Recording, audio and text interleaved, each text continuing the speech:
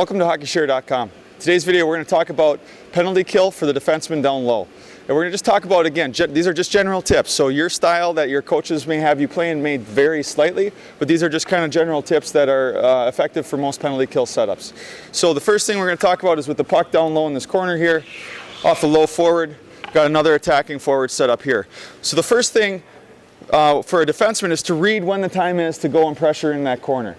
And there's kind of a nice little saying that makes it easy to remember. We call it backs and bobbles. And what that means is if you see the back, his back's turned to the play, the forward's facing the wall, meaning he has no vision of the ice. We're not going in to obviously check him from behind, but we're going in to pressure that puck because the forward has very few options at that point. He's not able to see where all the threatening positions are. And then bobbles is a loose puck. That's an area where we want to press in hard and we want to challenge this loose puck here. So it's just a quick little reminder of when we want to engage, when we don't. Again, your systems may vary slightly. You may have a coach that's having you go hard for the first 30 seconds and then box up, play a little bit more passive the last 30.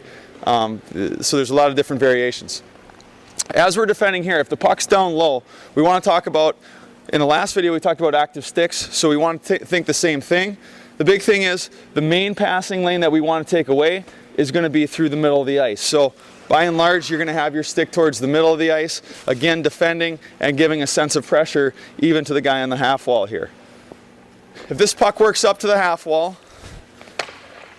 the most common play here is a give and go where it's going to drop back down to this corner and this forward's going to cut across the hash marks. They're going to look to hit you on a give and go. So the key here is that you want to be about in line with the bottom guy. So if this guy starts to drop through, starts to walk to the net, you want to be in a position where you can still defend him.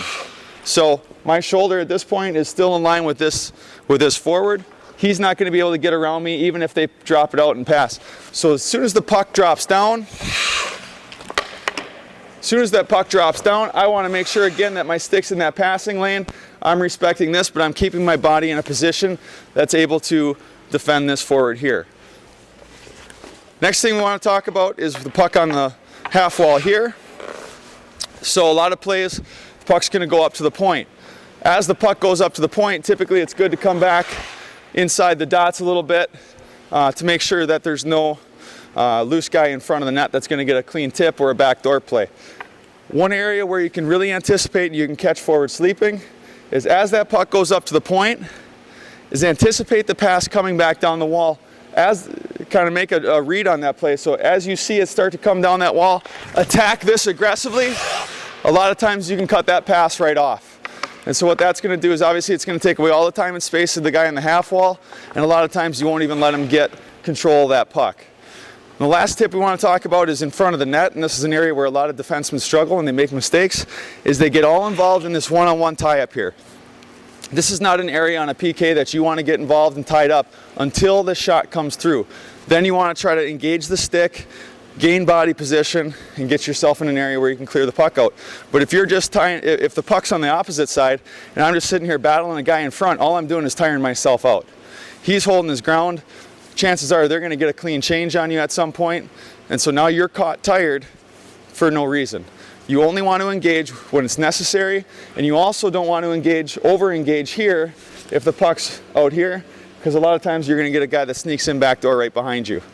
Hope you find these tips helpful. We'll see you next time at HockeyShare.com.